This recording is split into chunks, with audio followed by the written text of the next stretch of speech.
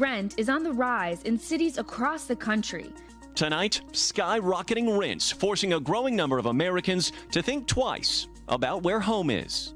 It's been making news for months. Rent is up. Rental prices increasing more than 30% in major cities across the U.S.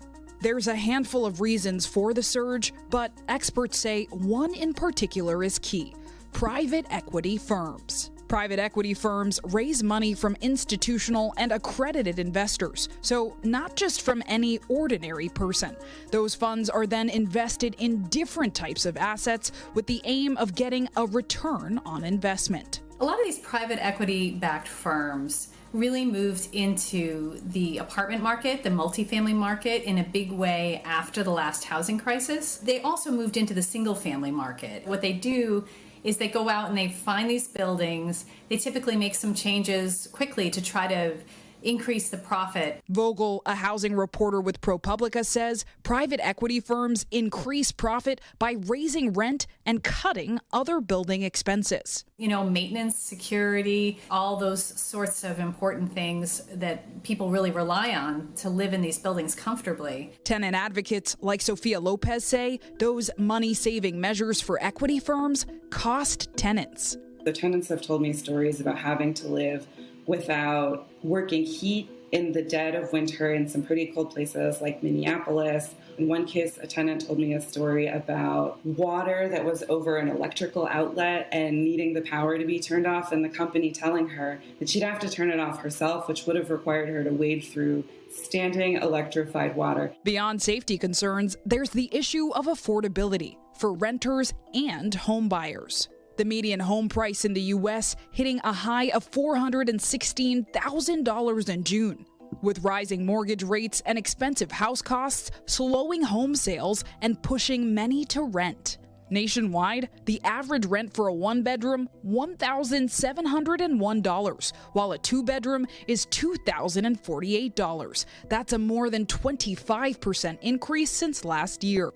As rents drastically increase, experts like Vogel say private equity firms are a main reason why.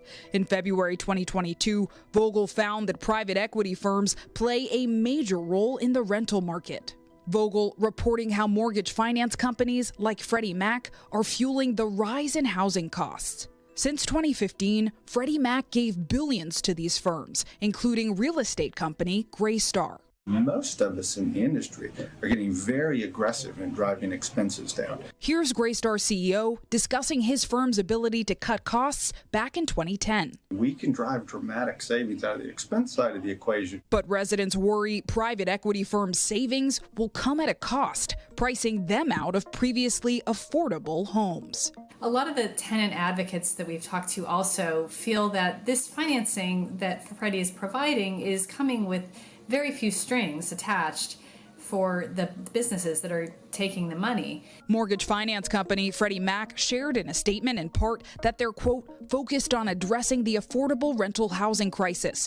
More than 95% of the rental units we support through loan purchases are affordable to low, very low, and middle-income households, end quote. Private equity firm Greystar declined our request for comment. Today, according to Americans for Financial Reform, 1.6 million families rented from real estate owned by private equity firms. That includes over 1 million apartment units, over 275,000 home lots, and nearly 240,000 single-family rental homes. Private equity becoming one of the largest landlords in urban America. It's a change that hasn't gone unnoticed. After an extensive investigation into this practice, we have found that private equity companies have bought up hundreds of thousands of single-family homes and placed them on the rental market.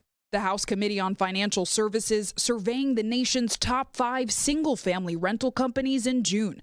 Their findings? This predatory purchasing contributes to our nation's shortage of affordable housing and exacerbates the racial wealth gap. Now, advocates say to combat this national issue, local organizing and state-level change is needed. Whether that's through rent stabilization or rent control, that could also include protections from fines and fees, a right to counsel if you go through an eviction or have some other kind of issue. Knowing that you'll have a lawyer in your corner makes all the difference. There are organizations all across the country who do tenant organizing to make sure that the people actually living in these homes have safe, secure homes that are truly affordable to them, where they can live with dignity, where they can raise their children, where they can go to work, know that they can come home at night and rest easily. Thanks for watching our YouTube channel. Follow today's top stories and breaking news by downloading the NBC News app.